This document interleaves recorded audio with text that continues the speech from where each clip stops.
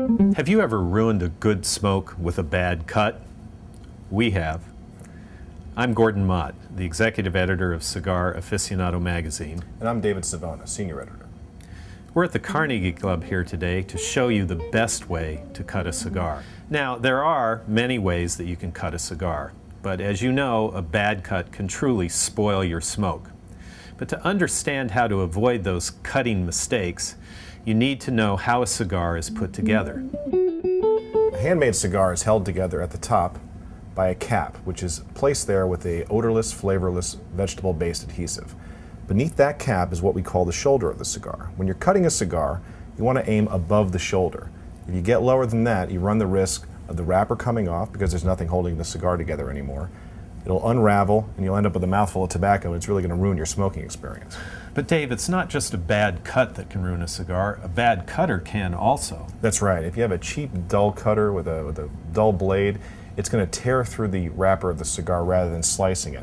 What you want is a quality cutter with a very sharp blade, kind of like having a sharp knife in your kitchen. It's a tool that'll give you a better result with your cigar. But Gordon, what's your favorite way of cutting a cigar? Well, I have one right here. It's a double blade guillotine cutter that has two blades that you open up like that to create the opening for the cigar. Now, there are a couple of different kinds of cigars on the market in terms of shapes. There are figurados, which include pyramids, torpedoes, and perfectos. The pyramids and torpedoes have sharp pointed ends. The perfectos have both ends closed off and sort of rounded. This is a parejo, which is a straight-sided cigar that has the cap and shoulder that Dave was talking about. So what you want to do is find that point on the cigar where the cap comes over the shoulder, and you want to cut above that line that you can see on the cigar.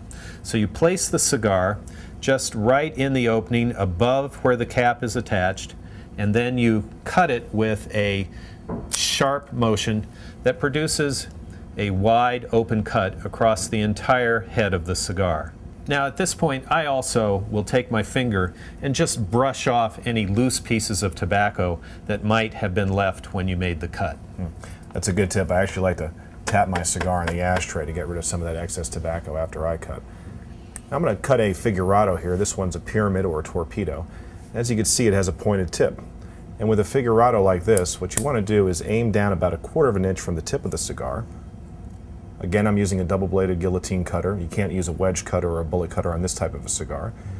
Squeeze the cutter together in a sharp motion, taking off that 1/4 of an inch tip. And what I like to do after cutting this type of a cigar is to take a cold taste to test the draw of the cigar. If it's not full enough, I might take just a little bit more to give myself a fuller draw. Better to take too little at first than to take too much. Yeah, Dave, I actually like to take a fuller cut on a pyramid like that because I like that fuller draw that you get with a deeper cut. What do you do with a perfecto? With a perfecto, it's the same idea from the top, but it changes a little bit on the bottom. Now, perfectos are shaped on both sides. This is a short story. You can see it has a rounded tip and a pointed nub at the bottom. And of course, you're going to open up the top just by taking off a little bit. Now, some people think you should take off about 1/4 of an inch on the foot, which gives you a fuller draw because it's so narrow here. Me, I prefer to light it just as it is and to work with that narrow draw until it opens up to the fatter point of the cigar and the draw gets fuller. Yeah, I actually like to cut off the foot also because I like to get that cigar going full steam right away.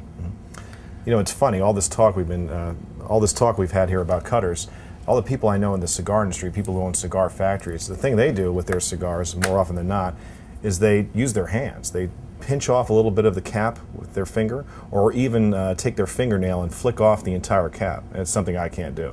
No, I can't do that either. And in fact, you run the risk, if you try that, of leaving the wrapper leaf exposed, which means it will begin to unravel and your cigar can become unsmokable. I think the important thing to remember for every cigar smoker is that cutting is part of the ritual of enjoying a great smoke. So you need to find a way that you're comfortable with so that every time you cut a cigar, you end up with a smoke